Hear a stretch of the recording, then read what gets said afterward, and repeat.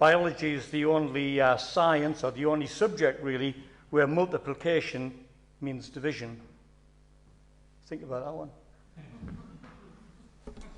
And if Darwin was right, then in a few million years' time, you may be able to grasp what I'm saying in this talk. Jimmy was sitting in the class, rather uneasy in what he was listening to. He respects the teacher, and the teacher's talking about evolution. The teacher tells him how one animal becomes another, and it's all started from a little bit of slime. Now, he's got respect for the teacher, but the problem is, when he was at home, his mum and dad, who are Christians, teach him that all things came about by creation. What does he do? He's thinking, this is so confusing. Who do I believe? The teacher is really, I respect the teacher, great teacher, is fantastic in all the other science subjects, but has the teacher got it right? His mum and dad, he respects them as well. And then all of his friends believe in evolution. So what does he do? He's thinking, dear me, he's got that knot in his stomach. That's the sort of thing that happens throughout the world for Christian kids when they're in school. They have a dilemma. They've been taught one thing. Do they stand up? Do they say, it's not right, and take the repercussions that that might bring? Or do they just go along with it, answer properly, and they become one child when they're at church, when they're in the family, and another child when they're at school, because they're peers? Peer pressure is a horrible thing, isn't it? So each year, that happens to thousands of kids throughout the world. I'm glad I wasn't in that situation when I was at school. But there again, when you think about it, isn't that a great opportunity? Because I think it was Ken in one of his talks, and was it a few weeks ago, I mentioned about this, the people called the Bjorns, who would take in information that's them. And Paul said it was great because he would teach them one thing, but they went away and they just checked it out to make sure that it was right. So it's always a good thing, not just for kids, but for us as well, to check out that things are correct. When you were a kid, did you ask your parents the question, where do babies come from? Has one of your children said to you, where do babies come from? So you give the answer, it was kind of, they're found in cabbage patches, or we've got a lot of things. Gooseberry bushes are good. Why a gooseberry bush? It's like, you know. When I remember when I was a kid, kind of growing up, I was in the car with my dad, and he's driving along, and he said, son, he said, I've realised that you're going out with a lass. I thought, it's going to be the dad talk. This is great. Really look forward to the dad. Did you get the dad talk? Yeah. Ken, did you get the dad talk? Yeah. Joe, did you get the dad talk? No. I thought the dad talk's coming. So he was on the wheel and his eyes were straight ahead, and I kind of looked at him and I was staring at him. And I thought, this is going to be good. It's going to be the dad talk. I've really looked forward to this. He said, just want to say, son, that be careful. That was the dad talk.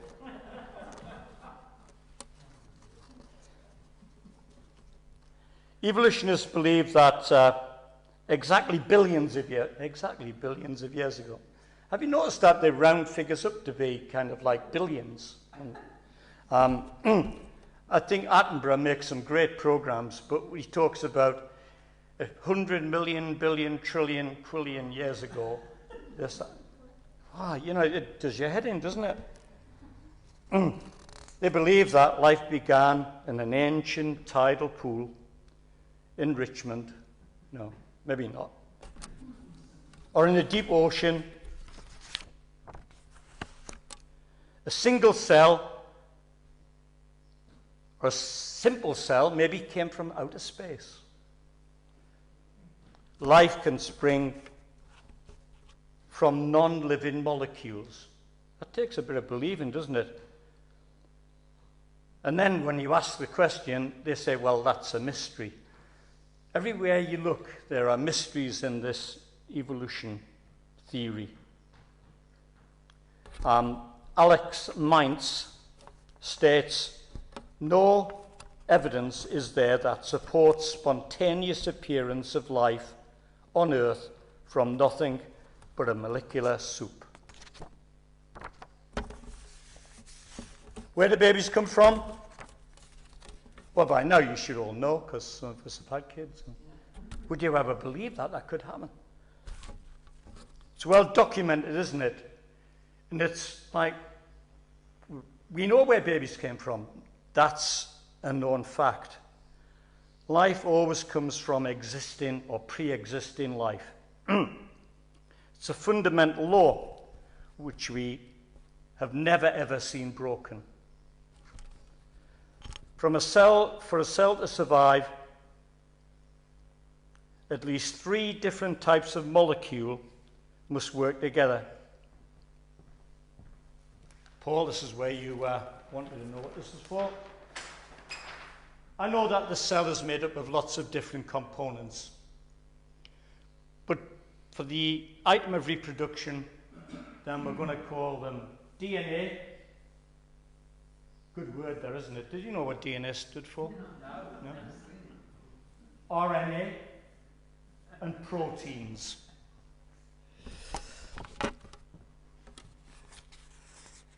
It's interesting that Stanley Miller in 1953, he said that amino acids, which are the building blocks of protein, that's this fella here,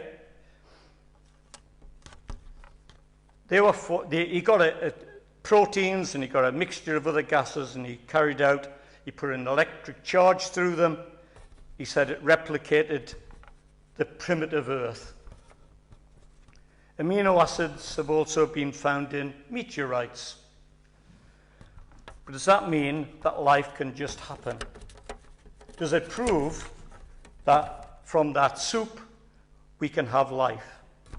Well, let's look through and consider the RNA module. That's this little fella down here. It's made up of nucleotides.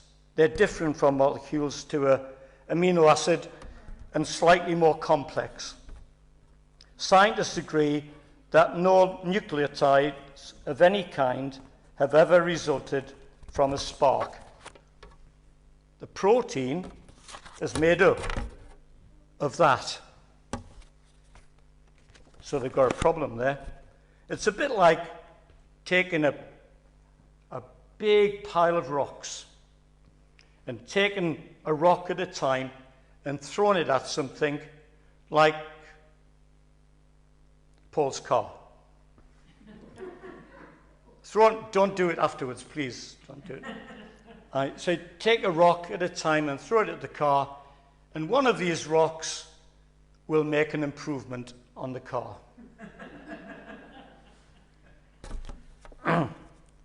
What about the protein molecule? It can be made up as few as 50 or as many as several thousand amino acids. And it's bound together in a highly specific order. Simple cells contain over 200 amino acids. One chance in a million billion. Sorry, I had to use that million billion. I know that Attenborough does it all the time. That's just one protein containing only 100 amino acids could ever randomly form on Earth. It's just like taking those boulders and throwing it at Paul's car. One of them will make an improvement. RNA is required to make proteins. It's impossible for life to happen protein first.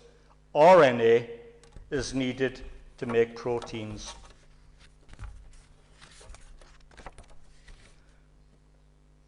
That million billion chance just happened, and proteins and RNA did appear. Well, just imagine that if that did really happen by chance, in that same place, at the same time. But we forgot about this fella. DNA. That's not in there at all. That we include that into the equation, it even makes it more difficult to understand how life begins. And that DNA is more complex than any of the others. You know, today we're using DNA to solve crimes because every individual thing on Earth has got a DNA print. So complex. It's amazing. Shirley, did you know that you've shared 98% DNA with a banana? Yeah. Just a thought.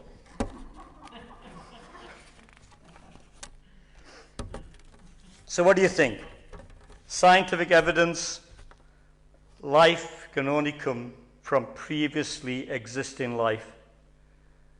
To believe even a simple cell arose from non-living chemicals requires a huge leap of faith. And yet evolutionists tell us that we have a huge leap of faith to believe in creation. And that was just a simple cell. So as we look at your body, Sheila, how many cells are in your body? You don't have to count them now.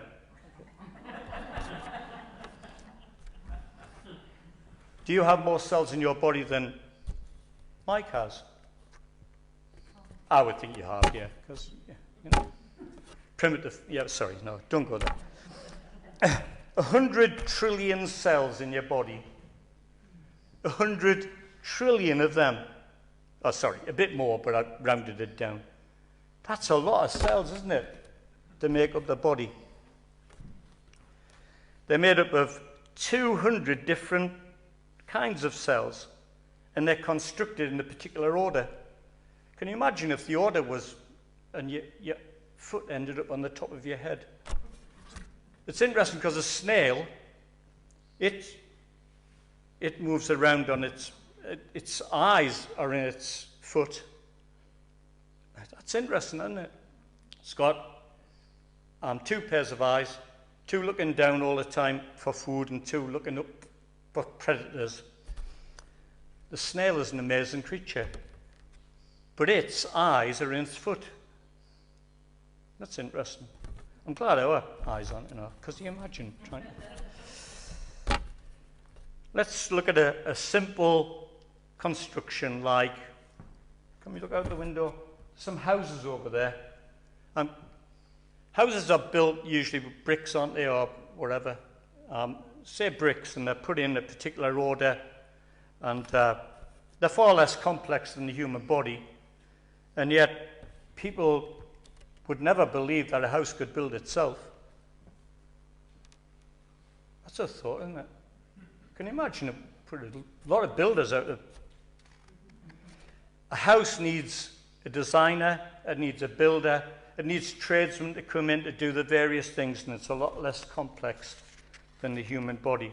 But we would never believe that it could just happen. I could go on about the cell. It's an amazing bit, but the evidence shows that the cell can only come about from other living cells. I've not even touched on that DNA. The DNA is an amazing thing, like we said. A lot of scientists are being given a headache by DNA.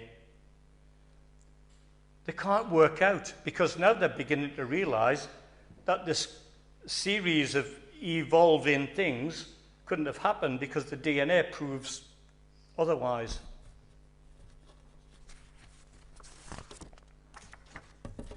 Isaac Newton told a story. He said that a chap came into his laboratory and he had this wonderful working model of the solar system. I did ask if I could borrow it off Isaac, and he said I couldn't because it was too big to bring in. So I kind of narrowed it down to here. So Isaac Newton had in the middle the sun. He had all of the planets revolving around the sun. Mercury, Venus, Earth, Mars, Jupiter, Saturn. I think I've got them right. Uranus, Neptune, and that one, Pluto, that we've decided isn't really a planet anymore. He even had the Earth with the moon going round it, and it was working in a particular order. And somebody came into Isaac Newton into his laboratory and he said, that's wonderful, that, Isaac. Who made it? And Isaac Newton said, well, no, nobody made it, it just happened. He said, come on, you can't expect me to think that that wonderful model with all of these planets and the moon going around the Earth could just have happened by chance. And Isaac Newton said, well, you believe the real thing just happened, why don't you believe that that just happened? Can you remember the old pound note that we used to have when pound notes were worth £1? On the back of it was a picture of Isaac Newton. And if you have kept one of those pound notes, you'll see behind him is that working model of the solar system. If you look at what we've got here, it's quite amazing. This is just the solar system. Mercury has no moons. Venus has no moons. The Earth has got one moon. Mars has got 2. Jupiter's got 79. Saturn's got 53 that are named, and the 82 that aren't named. Uranus has got 27 moons. Neptune's got 14. And Pluto is smaller than one of the moons on Uranus. And it just happened by chance. You know? Yeah. It's amazing, isn't it? But that solar system is very, very small compared to the Milky Way that it's part of.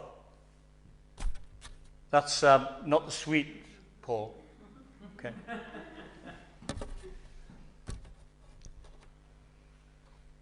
Again, just like the building blocks to the cell, we've got building blocks to the Milky Way. And that Milky Way is just part of a very, very small part of the whole of the system that's made. Have you ever looked up at the sky at night? Have you tried counting them stars? It's amazing, isn't it? Yeah. Yeah. That proves to me that there's got to be a mind behind it, hasn't there? Nobody in their right mind could think that that just happened by chance. There's got to be an absolutely amazing mind there.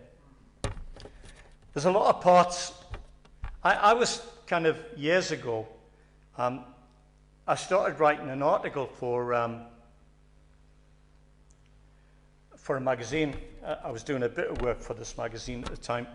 And I started writing. I don't know why I was writing. I can't even remember why. But I was doing a talk on trying to disprove the creation issue before I became a Christian. During that time, I was actually, I was kind of like in the middle of it. I started going to church by mistake. That's another story. But by the time I finished that talk, I found that I was kind of in this conflict of interest between the two, because I had this evolution that was still, well, the theory of evolution, and I thought that I could back it up 100%. And I started looking at the Bible account, and I'm thinking to myself, that's much more plausible than that.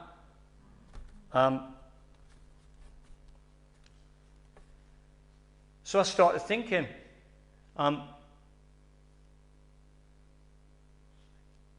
the the whole thing about creation is the design of it all. It's just amazing. Have you watched a bird flying? Yeah? Mel, would you like to fly? Would be great, wouldn't it? Can you imagine? Just taking off the edge of the cliff, soaring over. Just some birds, just kind of buzzards, just soar around. Condors just go up on the spiral into the upright. Absolutely amazing. And I got to thinking about a bird's wing. There's not just one design of a bird's wing. Take the hummingbird. Its wing goes not just back and forwards, but it rotates and it goes up and down, so it can actually fly backwards. That's amazing. So there's a different design in that wing than there is in the buzzard that kind of soars. And I thought, well, who told the wing to evolve in so many different ways with different birds? And who told it could jump off a cliff? Mel, don't do it, okay, because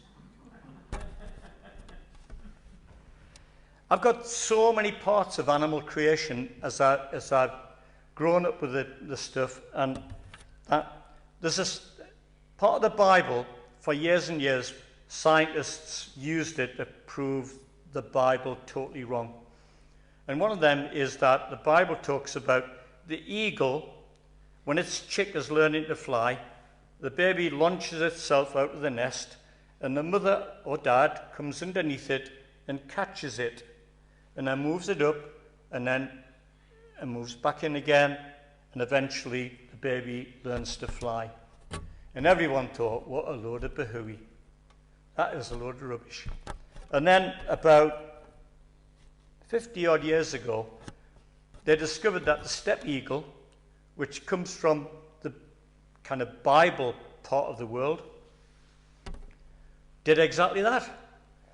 The baby would launch itself out of the nest, and it's kind of getting lower and lower, and the mother would come up and take it up in the air. Now, that's amazing, isn't it? You think that, who did that evolve? Now, there's kind of a brain there, isn't there? There's some sort of and who taught that baby to do that for his future generations? Its mother. So it's a taught thing. Didn't stop the eagle from being an eagle. It always was an eagle. Didn't become a giraffe. It was an eagle. We've got insects and some birds that pollinate flowers by taking the pollen from one to another. Which evolved first? The flower with the pollen, or the bird, or the insect? It had to happen together, otherwise they wouldn't have survived. Surely it's much easier to believe that they were actually created at the same time. I love God's sense of humour. Duck-billed platypus. Who would have ever thought it, eh? You've got a mammal, suckles its young, lays eggs, and it's venomous. Eh?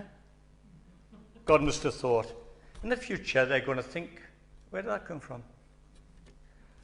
The duck-billed platypus is, of course, a monotreme, and there are only two mammals that lay eggs. The other one is the echidna or spiny anteater. Bald eagles. How can you identify a bald eagle, Kelly? It actually combs the feathers over one side of its head.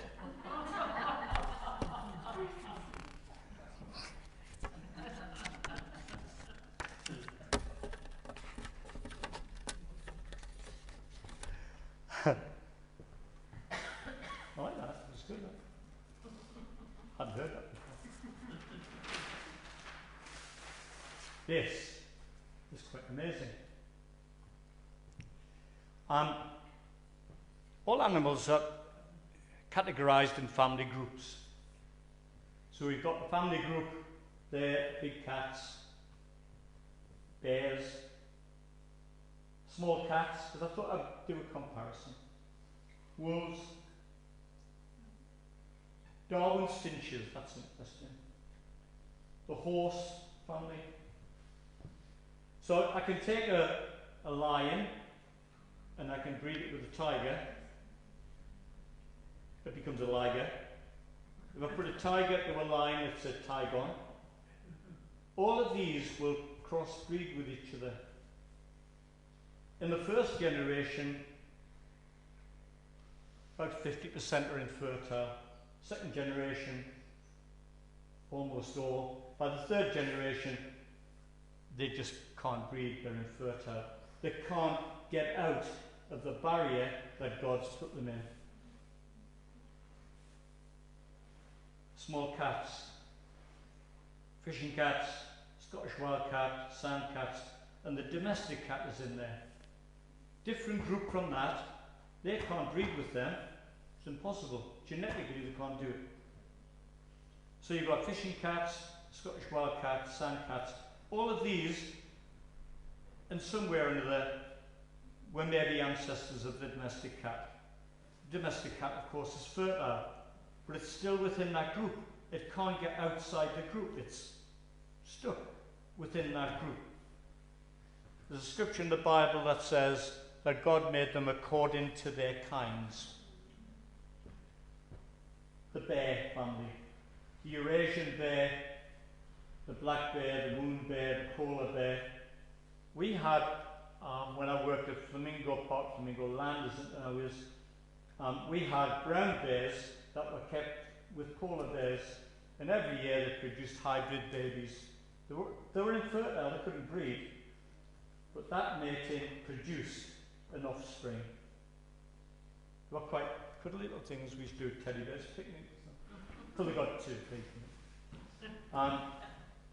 Bears are a great family group. That's the largest carnivore in Europe, by the way. The wolf family, the timber wolf, the dhole, the dingo. The dingo is interesting because when the Aborigines moved to Australia, they most probably took the domestic dog with them, and that became the dingo, which is the Australian wild dog. You can tell that people and dingoes didn't originate from Australia because they don't have pouches. Horses, donkeys, wild horses, Onager. I worked with Przewalski wild horses, re-establishing them back in the Gobi Desert, a great thing, Przewalski's. But the horse will crossbreed with the donkey, which is a mule. You can put a horse to a zebra, all of them within that family group. Eventually, they become infertile and they can't get outside the group. Darwin's finches. Now, this is a big thing. Darwin based a lot of his theory of evolution on these finches that were on an island, and the same finches occurred on the mainland, but they have different habits, different food sources. They live differently. And he said that that proved that they were evolving from one thing to another. They were always finches. Even today, they're still finches. They haven't become anything else. They're still finches. Because even though they adapt, they can't get outside of the boundaries that were put there by God. So they can't get outside of that.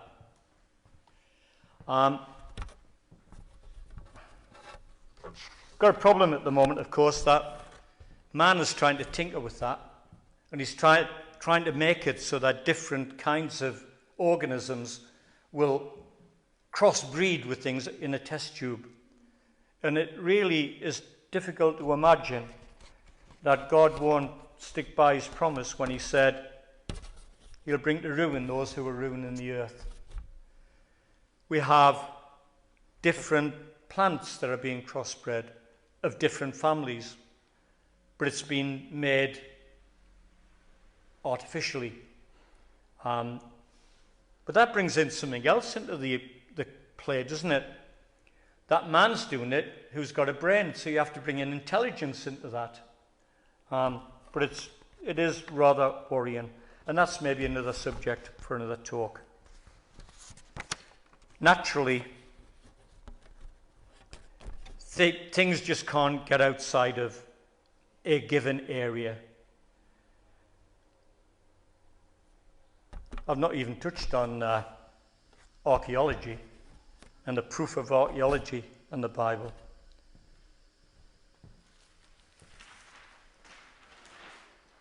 And fossil record and all of that. So those facts show that races of the same produce fertile offspring. Different species of the same kind eventually produce infertile offspring, often in the first generation, more often in the second, and almost always by the third generation. It's a law. Lots of laws, aren't there? Laws are things that, the laws of nature, if you try, because we don't have wings like Mel, if we jumped off a cliff, we know that we can't fly, and the law of gravity says that we are going to go splat on the ground. That's a similar law. In nature, it can't be broken. It's a big difference between evolution and adaptation. Evolution means that you've seen those diagrams of how the monkey becomes a man. Can't happen. Adaptation happens. Just think of how we've adapted as the human race from just a century ago. And we've adapted a lot, haven't we? We use smartphones, we use computers, we use all that. They didn't use those 100 years ago. So we've adapted. But we didn't become anything different from a human. Yes, different sorts of animals will build on the knowledge of the generation before, like we have, but they don't stop being that particular species of animal or that family group of animals. It's an interesting point, isn't it, that when you look at it, those family groups that we looked at, lots of people say when Noah had his ark, there's no way that Noah could have had all of the species on the earth in that ark. But all he needed was 2 from that group, 2 from that group, 2 from that group, 2 from that group, and so on. And they could, through adaptation, become these different species that we know today. So these things fit in with science, but science doesn't fit in with them. And that's a problem. So why are people taken in by the theory of evolution? It's simple.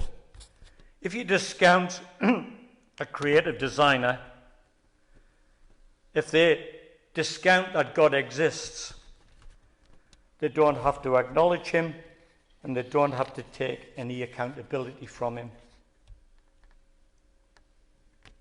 But this is at their peril. I'd like to maybe in the future talk about the 7 creative days and how they fit in with science and how real science can prove that the 7 creative days actually happened. I think we've got a closing song, or we might. I've taken this from The Lion King. I know that it's kind of taken out of context, but it kind of, the words kind of say it all. Not quite.